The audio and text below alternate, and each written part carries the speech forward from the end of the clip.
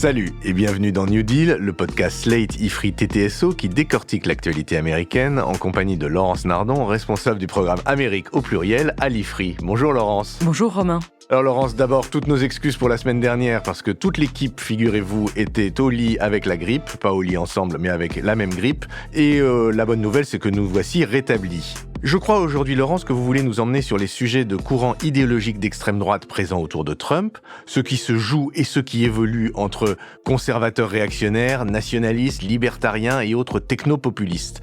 Pourquoi cet intérêt, Laurence ? D'abord, il me semble qu'il est trop tôt pour faire sens de l'ensemble des actions exécutives que Trump a prises depuis le 20 janvier dernier. On aura le temps d'y revenir. Je veux parler plutôt du contexte autour de lui, parce que les conseillers qu'il a nommés à la nouvelle Maison-Blanche et dans l'administration représentent des courants idéologiques très différents et qui vont influencer sa politique dans les 4 années qui viennent, donc il faut vraiment se pencher dessus. Alors allons-y. Pour cadrer les choses, je dirais qu'on part du Trumpisme canal historique de 2016, de la campagne de 2016, dans laquelle il y avait des conservateurs plutôt anti-avortement, et puis une base électorale populiste qui, elle, était plutôt anti-establishment. La grande figure de l'époque autour de Trump, c'était Steve Bannon, cet idéologue d'extrême droite qui est encore là d'ailleurs aujourd'hui.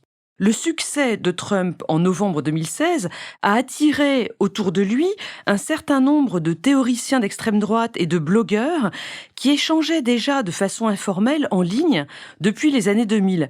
La grande figure qu'il faut nommer ici, c'est celle de Curtis Yarvin, un génie de la tech très à droite, monarchiste. C'est lui qui, dès 2007, utilise l'image de la Red Pill. Alors vous voyez, c'est dans le film Matrix. Le héros a le choix entre une pilule bleue qui ne change rien et une pilule rouge qui va lui révéler le vrai sens du monde. Et donc Curtis Yarvin dit que lui-même a pris métaphoriquement une red pill, c'est-à-dire qu'il est sorti de l'illusion progressiste dans laquelle il se trompait jusqu'alors. Et alors, Curtis Yarvin et toute sa cohorte, ce sont eux qui sont arrivés à la Maison-Blanche ? Leurs idées, en tout cas. Aujourd'hui, il y a une nébuleuse très clairement autour de Trump qui reprend toutes ces idées. Disons qu'il y a 3 ou 4 tendances autour de lui aujourd'hui qui peuvent se combiner ou pas, c'est ce que nous allons voir. La première famille, c'est celle qu'on appelle les nationalistes conservateurs ou, pour aller plus vite, les NatCon. Oui, absolument, les NatCon. Alors, c'est un mouvement assez construit intellectuellement, grâce d'une part au Claremont Institute, qui est un institut de recherche, un think tank antilibéral situé en Californie, et grâce aussi à la fondation Edmund Burke. Edmund Burke, du nom de ce philosophe britannique du 19e siècle, qui a été le premier à théoriser la contre-révolution contre la Révolution française. Donc le nom n'est pas du tout neutre. Les NatCon, donc, c'est un mouvement qui a été lancé en 2019 par Oram Yazoni, un penseur qui est américain et israélien. Les NatCon tiennent une conférence par an, parfois en Europe. En 2024, par exemple, il y a eu une conférence à Bruxelles en avril. On en a entendu parler parce que le maire de l'arrondissement de Bruxelles où elle se tenait a voulu l'interdire. Et puis ensuite, une deuxième conférence NatCon à Washington au mois de juillet. Mais alors, qu'est-ce qu'ils pensent, ces NatCon ? Là-dessus, je renvoie les auditeurs aux travaux de Maya Candel, qui a publié sur ce sujet chez nous à l'IFRI en mars 2023. Ce que veulent les NatCon, selon elle, c'est d'abord installer aux États-Unis un système politique illibéral. Là, la référence, c'est Viktor Orban. Ils rejettent également la mondialisation libérale, aussi bien en termes économiques qu'en termes culturels et géopolitiques. Ils veulent bien sûr la fin du multilatéralisme et des interventions militaires américaines à l'étranger. Quand je parle d'illibéralisme, ils veulent aussi, et ça c'est vraiment très étonnant pour les États-Unis, un État fort, voire un État autoritaire. Mais attention, il faut que cet État soit renouvelé, notamment dans le personnel. Il ne s'agit pas de remettre en place le deep state qu'évidemment ils détestent. Et alors, c'est donc ce que Trump est en train de mettre en œuvre avec ses révocations de fonctionnaires fédéraux tous azimuts. C'est vraiment ce qu'on voit aujourd'hui. Et donc, pour finir sur leur projet, on est vraiment dans quelque chose qui s'appelle le Dark Enlightenment. On pourrait traduire ça par les lumières sombres. Et ça correspondrait à ce qu'on appelle en France la nouvelle droite. Vous savez, ces mouvements portés par Alain de Benoît ou le Club de l'Horloge. Il y a enfin, dans le mouvement NatCon, une composante particulièrement importante qui est celle des réactionnaires religieux, ultra-conservateur sur les sujets sociétaux. Cette composante est portée par des personnes qui sont de dénomination protestante, fondamentaliste ou évangélique, ou une certaine frange des catholiques américains qu'on appelle intégralistes aux États-Unis. C'est un terme qui correspond à intégriste en français. Certains de ces catholiques intégralistes, comme Adrian Vermeul, qui est un professeur de droit à Harvard, vont jusqu'à réclamer la fin de la séparation de l'Église et de l'État aux États-Unis, qui est pourtant posée dans le premier amendement à la Constitution. Donc c'est vraiment quelque chose qui va très loin. Il veut établir une Amérique chrétienne. Et qui sont les NatCon dans l'entourage de Trump ? Il y en a beaucoup, mais les plus connus, c'est le vice-président J.D. Vance, qui se réclame vraiment clairement de ce mouvement. Il va à toutes leurs conférences. Et on peut aussi penser à Mike Huckabee, qui va être nommé ambassadeur en Israël. C'est un pasteur baptiste extrêmement conservateur lui aussi. Mais il n'y a pas que les NatCon, il y a aussi les libertariens, Laurence. Oui, les libertariens n'étaient pas là en 2016, mais ils sont très présents dans l'administration Trump 2025. Leur origine n'a rien à voir avec celle des NatCon. Les libertariens, ils viennent des mouvements intellectuels de la Silicon Valley dans les années 70, autour de 2 points très importants. D'abord, la croyance dans la possibilité, encore aujourd'hui, d'un progrès technologique foudroyant, et notamment en termes médicaux, puisque certains libertariens pensent que nous pourrions devenir immortels dans quelques décennies. Et puis, le second point, la Silicon Valley est très loin de Washington et elle refuse absolument toutes les régulations fédérales tatillonnes. Donc, un positionnement vraiment clairement anti-État. Bon, ça, on voit bien que c'est la position d'Elon Musk. Oui, alors quand même, une précision sur Elon Musk, il n'est pas représentatif de tous les libertariens. D'abord, il n'est devenu de droite ou d'extrême droite qu'en 2020. Auparavant, Elon Musk était plutôt un démocrate. Les libertariens d'origine, qui étaient dans cet esprit hippie de la Californie des années 70, ont eux aussi évolué. Aujourd'hui, les vraies idées libertariennes, on les trouve au Cato Institute à Washington, qui est leur think tank de référence. Alors attention, c'est pas Cato avec un H comme catholique, c'est Cato comme Caton le Jeune, cet homme d'État de la fin de la République romaine. Les libertariens ne veulent pas d'État, mais ils veulent le développement de la propriété privée, de la propriété individuelle, sans aucune entrave, pour avoir un profit maximal.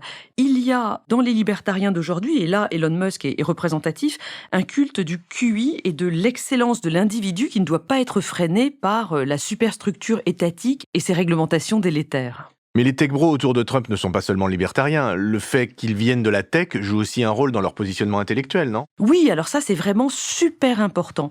Dans son discours de départ, Joe Biden a dénoncé un complexe tech industriel ultra riche et complètement toxique pour le pays.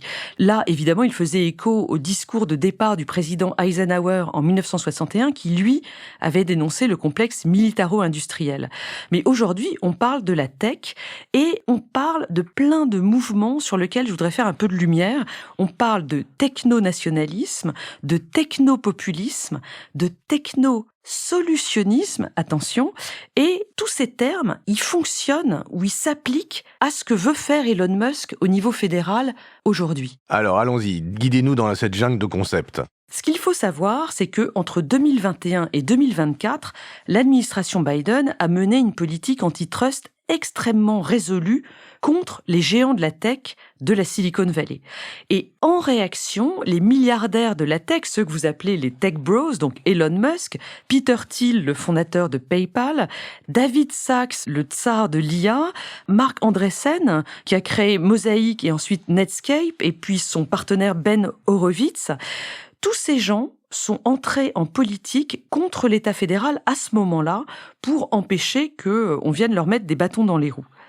Donc, pour reprendre les termes que je viens de citer, Elon Musk est à fond sur chacun d'entre eux. Prenons le techno-nationalisme.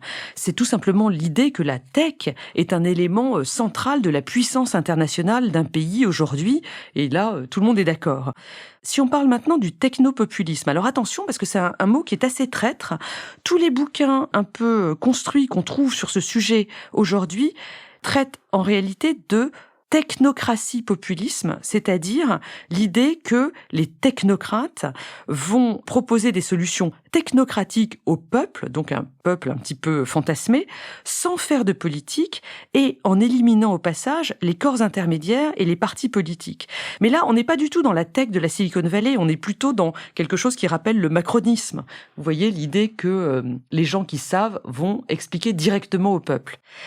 Quand on parle de technopopulisme pour Elon Musk, ce sont non pas des technocrates, mais les systèmes de la tech qui proposent des décisions au peuple en éliminant toujours les corps intermédiaires, ce qui est la racine du populisme.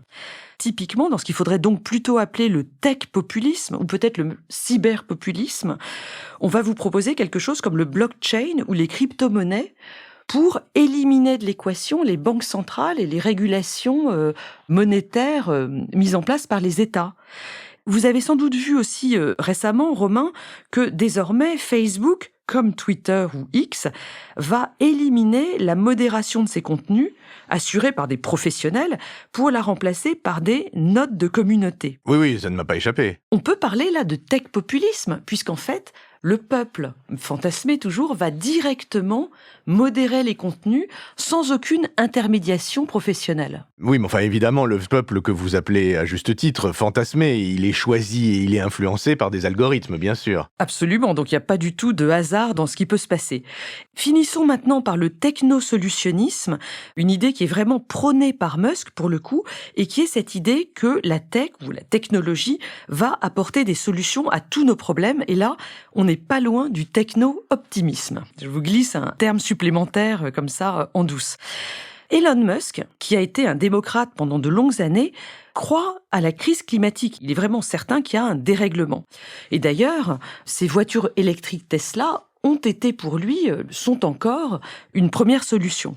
Mais aujourd'hui, il a évolué et il se dit long-termiste, c'est-à-dire qu'il veut régler la crise climatique non pas tout de suite, mais pour les générations futures. Et donc son technosolutionnisme aujourd'hui, il vise à essayer d'aller sur Mars, essayer de coloniser d'autres planètes pour y transférer l'humanité pour qu'elle puisse survivre. Alors évidemment, on voit bien que c'est pas toute l'humanité qui pourra survivre, mais une certaine élite triée sur le volet. Avant d'en arriver là, parlons des 4 ans qui viennent.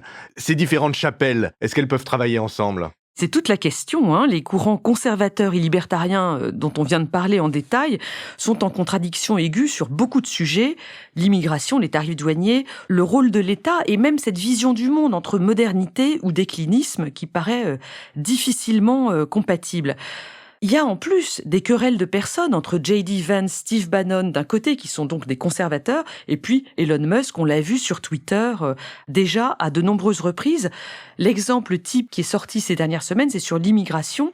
Les conservateurs veulent absolument tout interrompre et même renvoyer les illégaux chez eux, alors que Elon Musk veut laisser entrer les visas H1B, qui sont les visas de travailleurs très qualifiés et dont il a besoin évidemment dans la Silicon Valley. Mais ils vont pouvoir gouverner ensemble, ces braves gens ? Eh bien justement, il y a peut-être une évolution qui se profile et qui pourrait rendre cette cohabitation envisageable. Alors un petit retour en arrière, si vous le voulez.